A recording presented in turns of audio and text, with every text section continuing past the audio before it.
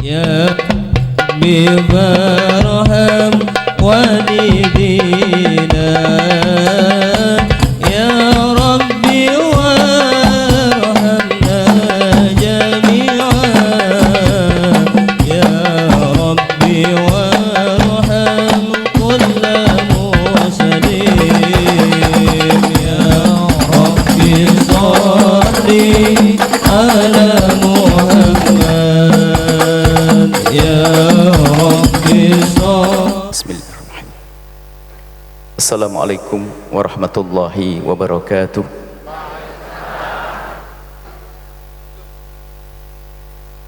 Alhamdulillah.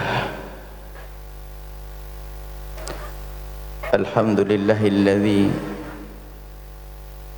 idza arada min ibadihi khairan a'anahum ala birri abaihim wa ummahatihim fa'anahum alaihi wa ja'alahu min ahli birri wa salatullahi wa salamuhu ala ar-ra'ufir rahim habibir rabbil alamin sayyidina Muhammadin wa ala alihi al-mutahharin wa ashabihi tayyibin wa tabi'ina lahum bi ihsanin ila yaumiddin. Allahumma ya Rabbana a'inna ala birri abaina wa ummahatina, a'inna ya Rabbana ala birri masyaikhina, waj'al ya Rabbana awladana barina lana, a'inna ya Rabbana ala dhikrika wa syukrika wa husni ibadatika, urzuqna ya Rabbana tabata qabla al-maut wa syahadata 'inda al-maut wal jannata ba'dal maut. Amma ba'd. Yang sangat kami cintai, kami muliakan para hadir, perindu ridha Allah, pecinta baginda Nabi sallallahu alaihi wasallam, bil khusus yang sangat kami cintai Nyuwun sewu kebetulan guru kita semuanya Romo Yai Mahrus dan Gus Adib dan juga para Romo Yai ingkang rawuh ingkang kawula mboten saged nyebat setunggalipun Jawi. Kami senang melihat acara semacam ini. Makna acara ini adalah makna bekti. Mungkin pernah Ibu suatu ketika ada seorang meninggal dunia, kemudian ada orang yang berkata, kasihan ayahnya meninggal dunia, anaknya nggak pernah doain, anaknya nggak pernah ngadain acara apa-apa. Pernah Ibu dengar begitu? Yang kasihan anaknya bukan ayahnya. Kenapa anaknya nggak punya kerinduan untuk melakukan kebaikan? Ayahnya ahli iman, insya Allah sudah di surga. Cuman anak yang tidak rindu berbuat baik untuk ayahnya, kasihan dia, itu si anak kasihan.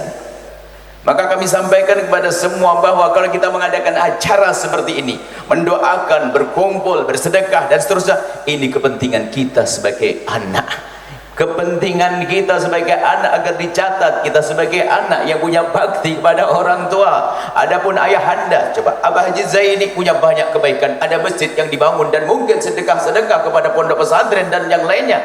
Akan tapi bagaimana anak? Alhamdulillah, ini insya Allah anak-anak yang berbakti semua, dari putra putri daripada Abah Haji Zaini adalah anak yang berbakti. Dan itulah syariatnya acara yang dilakukan oleh para ulama kita, mulai dari yang amalnya haul, mendaan dan seterusnya. Itu maknanya makna bakti, bukan suatu hal yang terlarang, apalagi yang sering disebut bid'ah. Coba, sungguh yang namanya orang tua luar biasa. Di saat orang tua meninggal dunia, cara bakti kita harus kita tingkatkan.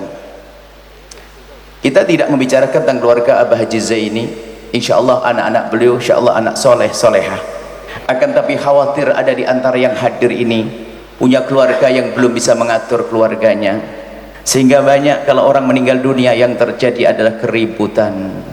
Ingat, termasuk bakti pada orang tua yang paling dahsyat tadi kami sebutkan ada 3.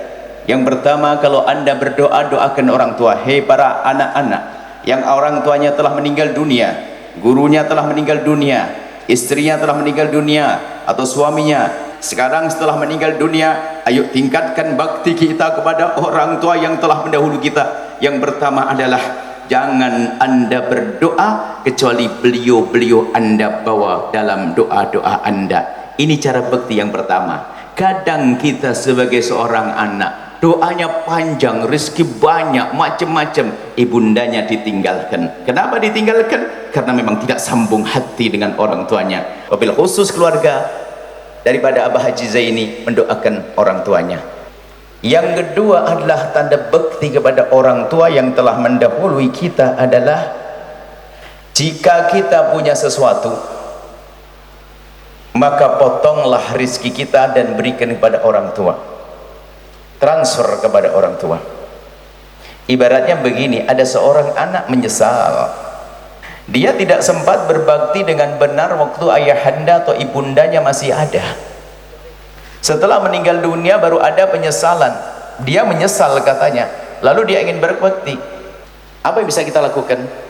Misalnya kita punya uang, punya gaji per bulan berapa, 1 juta, 2 juta, 5 juta saja. Coba kalau seandainya ibunda kita bangun lalu minta gaji kita kasih berapa? Jujur enak ngomongnya, kalau gaji saya 1 juta saya kasih 500.000, berarti 50% kan? Iya, ibunya sudah meninggal, lebih enak ngomong begitu. Kita perlu serius. Enak, wah saya kasih semuanya, tidak usah. Kita tidak perlu berbahasa basi, kita perlu serius. Pastikan kalau anda mendapatkan rezeki, anda potong untuk lalu anda niatkan, anda kirim kemana? Ada pesantren, ada masjid, anda kirimkan, saya akan mengirim ke masjid, saya niatkan untuk ibundaku. Bahkan setiap saat kita mendapatkan rezeki, pertama kali harus kita ingat adalah ibundaku. Aku akan berbuat untuk ibundaku yang telah meninggal, untuk ayahandaku yang telah meninggal. Itu tanda hatinya nyambung. Ini yang kedua, rezeki. Dan rezeki ini adalah kita dahulukan. Kemudian setelah itu, di samping rezeki ada, niatkan agar pahalanya sampai kepada orang tua. Ini adalah amalan kita. Cuman ini jangan didahulukan, kalau didahulukan jadi pelit. Makanya saya dahulukan fulusnya dulu, bukan masalah ihda'ut thawab. Padahal bab kedua ini adalah bab menghadiahkan pahala. Dari pahala sedekah, pahala amal kita yang kita lakukan. Jadi kalau anda habis khataman Quran, jangan lupa, ya Allah, sampaikan pahala bacaan Quranku kepada ibundaku. Yang mahal itu ingatnya. Yang mahal itu ingat kepada ibunda, ingat kepada ayahanda. Ini orang cerdas, kalau beramal tuh jangan tanggung-tanggung. Duitnya mah tetap itu, akan tapi diniatkan. Lah makna hadirnya hati itu loh yang mahal. Yang kedua, yang ketiga, min abarril birri silatu wuddi abihi, kata baginda Nabi. Bekti yang luar biasa untuk orang yang telah meninggal dunia adalah sambung silaturahmi dengan orang-orang, dengan apapun yang pernah dibaikin oleh orang tua. Baginda Nabi ingin berbakti pada Sayyidah Khadijah Al-Kubra setelah wafat beliau. Apa kata baginda Nabi? Wahai Fatimah, tolong kirim daging itu kepada ibu yang ada di pojok kota Madinah itu. Kenapa ayah? Karena aku ingat dulu ibundamu Sayyidah Khadijah itu selalu mengirim daging ke sana.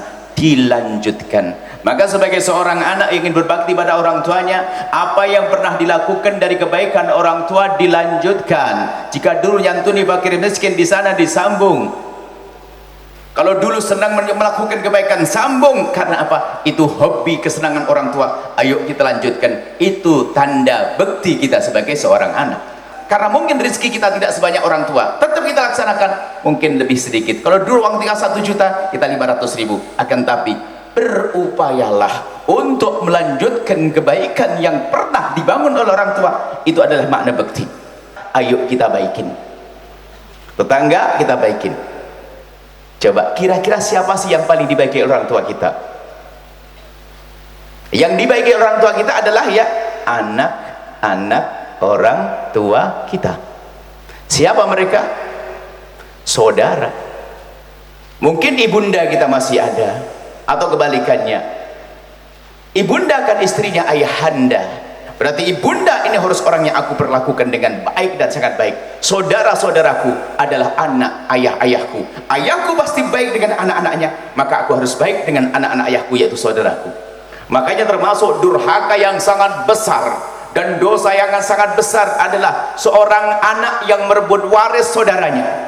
Orang merebut waris itu ahli neraka berjalan di atas bumi karena dosanya double, dosanya 3 dosa gede semuanya. 1 dosa besar saja cukup untuk meluncur ke neraka jahanam dengan cepat, apalagi 3 dosa. Dosa apa itu? Yang pertama, dosa mengambil hak saudaranya. Yang kedua, dosa mutus tali persaudaraan. Mutus tali persaudaraan hukumannya gede. Nabi menyebutkan la yadkhulul jannata qati', tidak masuk surga orang mutus tali persaudaraan. Yang ketiga adalah dosa menyakiti orang tua. Sebab kalau kita nyakiti adik kita, ibu kita juga sakit sesungguhnya. Ini 3 dosa dilakukan oleh orang berebut waris. Kalau sudah rebutan waris, dia hanya orang kaya melarat, bukan orang bodoh saja. Orang alim pinter pun bisa rebutan waris. Kiai meninggal dunia, meninggalkan 2 ustadz muda rebutan kantin pondok, tidak beres-beres. Neraka itu. Dan tolong waris itu yang gede setannya. Jika dalam keluarga Anda membagi waris, tolong jadilah Anda orang yang paling sejuk. Kalau Anda mengangkat suara, Anda sesungguhnya bersama setan. Yang paling pertama mengangkat suara, itulah iblis yang di tengah-tengah mereka. Loh, ini kan kenyataan. Suatu ketika ada orang 5 menghadap kepada kami, bicara tentang waris. Satu tuh dalil, dia ustadz ngomong sini. Karena sudah ada ustadz di tengah-tengah keluarga itu, kami mengatakan tenang, sudahlah, percaya kepada ustadz ini, saudaramu ini sudah alim mengerti agama. Setelah mereka keluar, 3 pulang, yang 2 balik lagi. 3 itu mendampingi abangnya yang ustadz tadi, yang 2 balik lagi, nggak enak, jadi nyelinap. Akhirnya Buya, yang paling jahat kakak saya, yang paling qala Rasulullah qala Allah tadi. Dan memang uniknya waris itu nggak tahu, kalau obrolan keluarga itu padahal biasa-biasa, pasti ada yang marah. Adiknya tuh ngomong baik-baik, bang, rumah itu kenapa mau dijual? Belum selesai ngomong sudah diminta. Innalillah. Memang subhanallah, memang setan waris itu luar biasa besar. Makanya insya Allah anak-anak kita ahli surga semuanya. Kita meninggal mereka sejuk, saling mencintai karena Allah. Dan urusan rebutan waris ini, maka kalau pembagian waris sebaik-baik pembagian waris adalah disegerakan. Suatu ketika ada pembagian waris dan bagi waris, ada beberapa keluarga, 4 atau 5 keluarga. Memang ada tanah-tanah, cuman uang tunainya karena orang kaya, uang tunai juga banyak, ratusan juta begitu. Dibagi gini, anak pertama, kedua begitu, kita bagi begitu. Tiba-tiba yang pertama ngomong, Buya, saya ingat ibu saya. Dia berjuang luar biasa mencari rezeki. Saya nggak ingin ibu saya di kuburan miskin. Apakah boleh uang ini saya dermakan, saya sedekahkan ke masjid? Oh, boleh. Karena sudah milikmu, hakmu, terserah mau kasihkan apa saja. Yang kedua juga demikian. Yang ketiga ngomong, Buya, saya punya banyak urusan, punya banyak tanggungan, apa boleh itu saya ambil untuk saya gunakan bayar hutang? Sangat boleh, itu hakmu, tidak usah malu. Alhamdulillah, itu hakmu, gak usah malu, gak usah ragu untuk bayar hutang. Kemudian yang satu lagi tiba-tiba ngomong gini, Buya, kalau bagian saya kasihkan abang saya, apa boleh? Karena memang abang saya banyak kebutuhan. Boleh, dan itu sebuah kemuliaan. Masih dekat dengan kematian, sejuk hati. Tapi kalau sudah agak lama, Masya Allah, kadang bisikan macam-macam, mohon maaf. Kadang-kadang anak-anaknya baik, mantunya ada yang setengah iblis. Kadang begitu, kadang mantu baik, Masya Allah, mertuanya cerewetnya kayak di sini adanya demit. Makanya urusan waris hati-hati, mempercepat. Makna yang mempercepat itu adalah dilihat dulu yang bisa dibagi-bagi. Kalau tidak bisa dibagi, mungkin sisi saham, misalnya perusahaan, saham. Yang penting didudukkan permasalahannya. Selagi belum dibagi, semua ada namanya lengkap. Sebuah gelas ada nama adik kita, abang kita semuanya. Kalau ada nyopet 1 gelas, itu haram karena milik saudaranya. Hati-hati yang punya urusan, yang pernah merebut waris, segera damai setelah hari ini sebelum malaikat mencabut nyawa kita dalam keadaan kita zalim pada saudara. Neraka, la yadkhul jannah qati', tidak akan masuk surga putus tali persaudaraan, pengambil harta saudaranya. Dan harta waris yang diambil dengan cara haram panas, nggak akan berkah hidupnya. Dan urusan waris itu hati-hati, mohon maaf, harus jaga. Ini haknya, barangkali ada anak yatimnya dan sebagainya.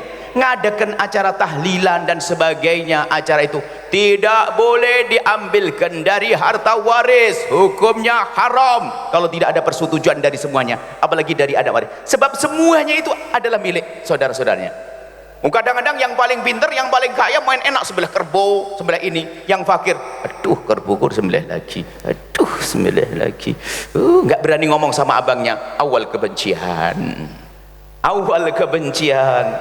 Tapi kalau sedekah, kita ngundang orang sebanyak-banyaknya, ngasih makan, tahlilan 40 hari sebanyak, itu adalah dari kocek kita sebagai bekti kita pada orang tua. Cuman kalau kita ambilkan dari harta waris, harus sesuai dengan kesepakatan yang serius, kesepakatan serius dari semua anak-anaknya. Berarti itu adalah derma dari anaknya, diambil dari bagiannya yang akan dibagi nanti. Itu ya. Jadi tolong masalah waris ini, dan setiap kampung ada permasalahan ini, dan itu sering kita menemukan yang demikian, dan susah ceritanya diselesaikan, lama banget. Maka dari itu ayo segera dibagi urusan waris dimanapun anda berada, jangan sampai tertunda. Kalau anda termasuk menantu di sebuah rumah, ajari istrimu agar masuk surga. Sayang, nggak boleh macam-macam, urusan waris harus benar, kau nggak boleh macam-macam, begitu. Dan inilah cara hidup yang baik. Nah, itu bekti pada orang tua yang telah meninggal dunia. Kita sering membagi waris itu adalah gagal juga. Keluarga ada macam-macam sebabnya. Sudah oke, dia anaknya 7 rame, udah oke sepakat semuanya. Pulang ada yang telepon, mohon maaf ditunda dulu. Kenapa? Rupanya sang anak perempuannya pulang ketemu suaminya mempengaruhi. Rupanya di rumahnya ditunggu iblis dia. Padahal sudah sepakat, oke, mau dibagi dengan benar sampai rumah berubah. Semoga ini adalah ilmu yang paling indah untuk kita. Jangan sampai kita mutus tali persaudaraan, neraka dan hidup tidak enak. Hari ini kita perlu nata hati agar hidup enak, hidup saling cinta, nggak ada caci, nggak ada benci, nggak ada dengki, nggak ada dendam, tidak ada kezaliman. Kita harus belajar hidup seperti itu, hai hamba Allah. Urusan kepada Allah, ya. Akan tapi ketahuilah, orang bertakwa adalah orang yang baik kepada Allah, tapi juga baik kepada sesama manusia. Biarpun katanya ahli tahajud, memang biasanya memang ini memang kata Imam Ghazali kan isyaratkan tertipunya orang-orang ahli ibadah. Ada yang dia puasa Senin Kamis hebat, ibu-ibu solehah, suka ngaji, wah luar biasa. Tapi kalau sama saudaranya, masya Allah, innalillah, serem, musuhan sama saudaranya. Dan itu pernah ada pada zaman Nabi, inamra'ah, tentang seorang perempuan tudkar, disebut bikatrati sholati wasyami.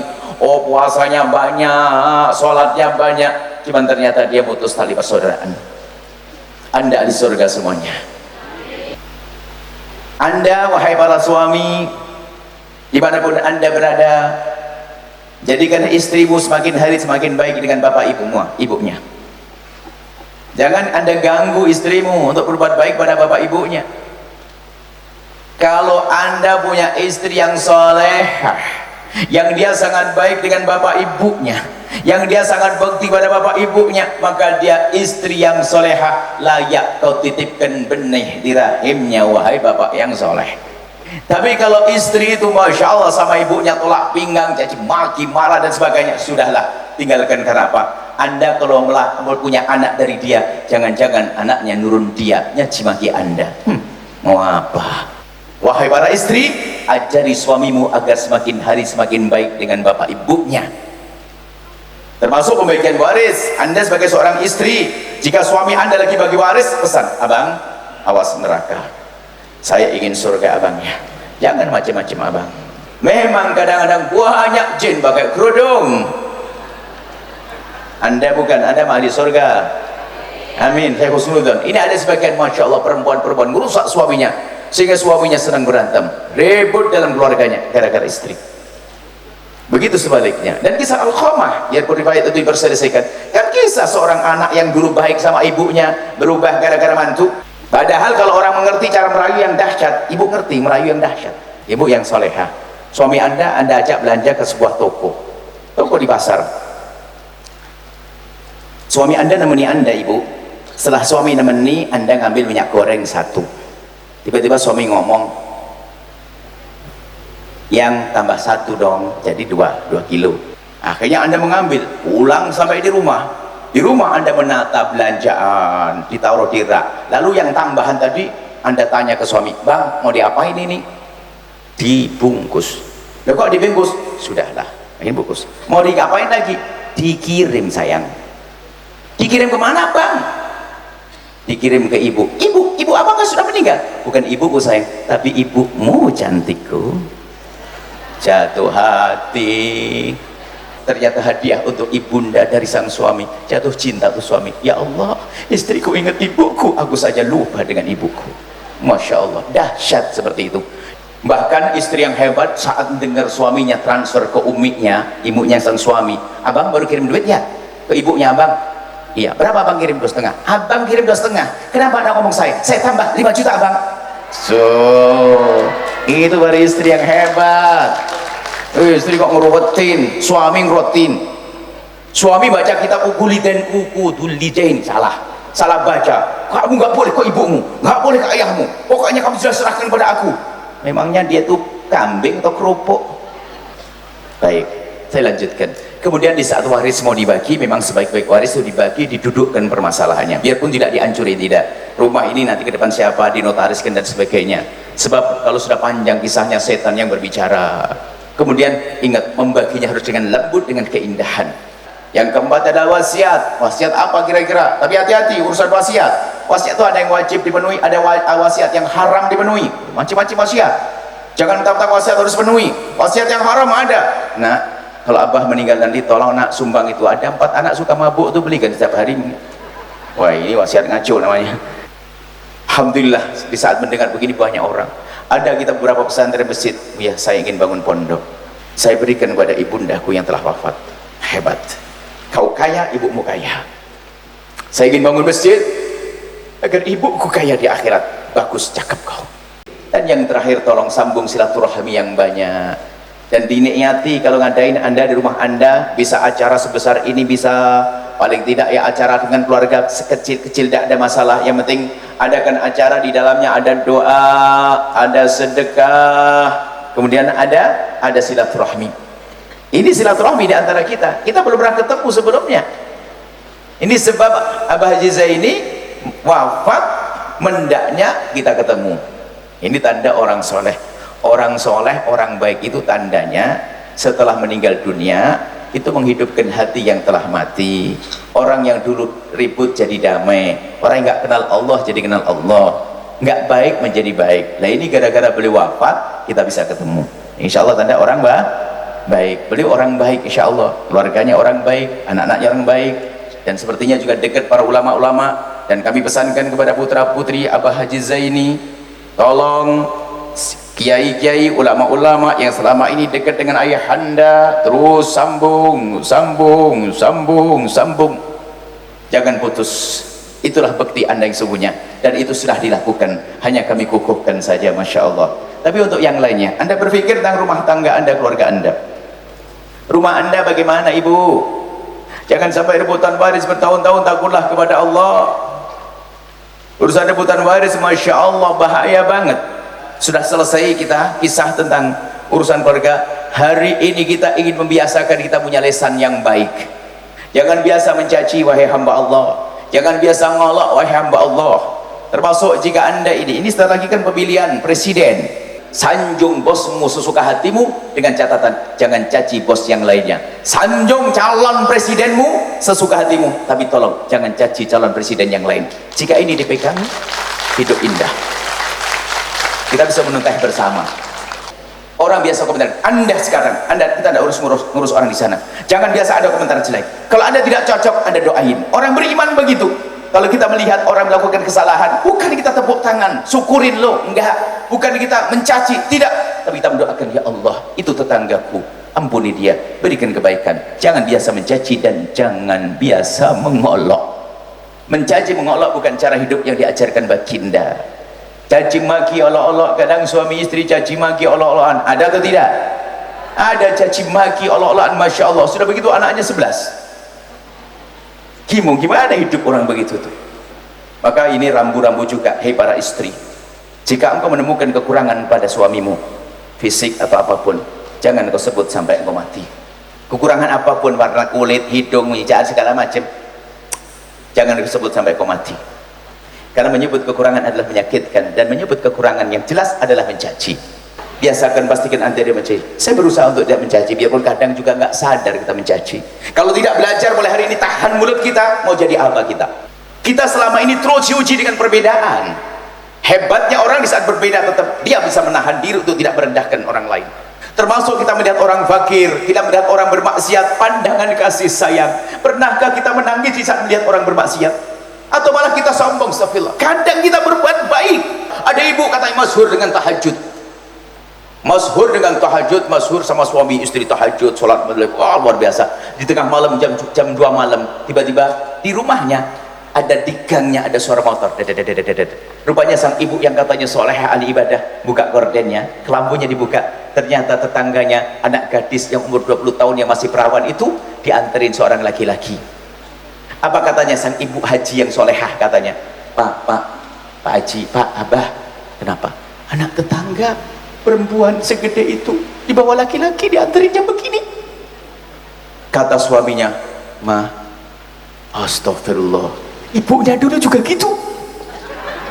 Ibunya tahajudan gunjing orang, ini model apa itu? Kalau itu orang beriman buka gorden gitu melihat begitu dia nangis lalu berkata, ya Allah, semoga itu bukan karena dia jahat, mungkin karena kehabisan angkot, mungkin karena tidak ada kendaraan, mungkin ya begitu orang beriman. Tapi kuncinya sekarang, kalau Anda pastikan diri Anda tidak biasa caci maki, maka sesungguhnya Anda akan menemukan keindahan. Jangan mengolok, sudah selesai. Kalau orang itu salah, kita doakan. Orang itu jelek, jangan dicaci. Kita jaga lisan kita. Di rumah tangga harus indah, buat keindahan. Yang indah seindah-indahnya. Hidup harus begitu. Jangan bikin susah, cemberutan, tentang marah. Kami ada pondok pesantren di Kolomayan, sama di Kunir. Di Tulungagung juga ada. Kolomayan lagi bangun, ada di Bacem, ada di Termojayan, ada di mana. Kami ajak siapapun, tapi dengan catatan, dengan kiai, dengan ustadz, tidak boleh memutus dengan ustadznya kemudian bergabung dengan kami. Itu pengkhianat. Bukan begitu caranya orang berbuat baik.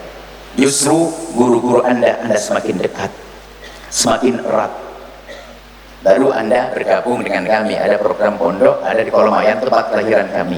Jadi kita ingin, tolong yang punya uang, tolong peduli musola madrasah diniyah, prioritas damel toilet untuk perempuan yang terhormat, putra putri dipisah jauh, sana laki, sana putri tertutup. Kalau buka kerudung tidak buka auratnya, kuncinya tertutup. Sebab sekarang anak mulai gede, mohon maaf kalau buang air kecil intip-intipan sudah mulai gede mereka. Ini kewajiban kita memikirkan yang demikian ini.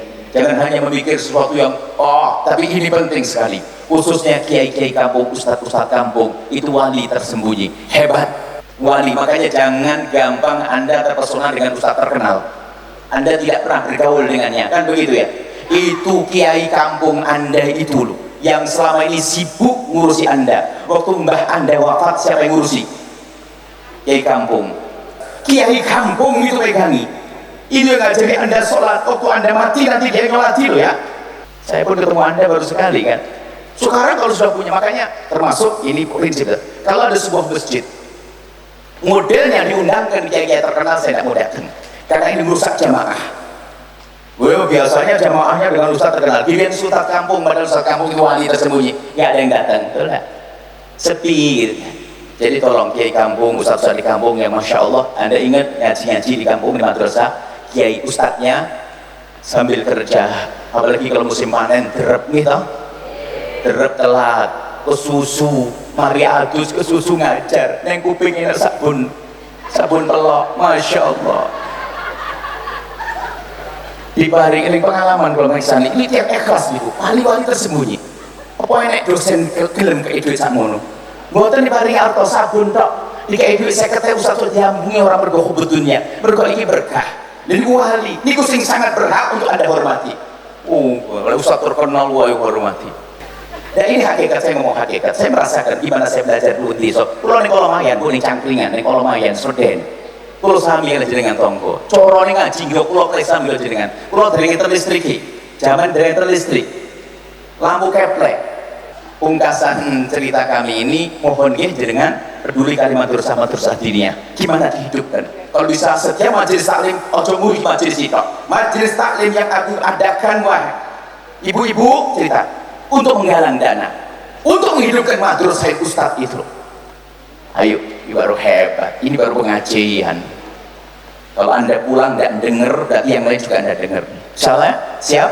Jangan rebutan waris. Indah madrasah diniyah di kiri kanan rumah kita, hebat bagus. Termasuk musola Yun Sewu, tolong toiletipun dileresin. Musola itu sangat penting toilet. Lek masalah tempatnya kurang, gelar tikar pun oke, gitu. tapi toilet niku Masya Allah lek boten tertutup kehormatannya keganggu.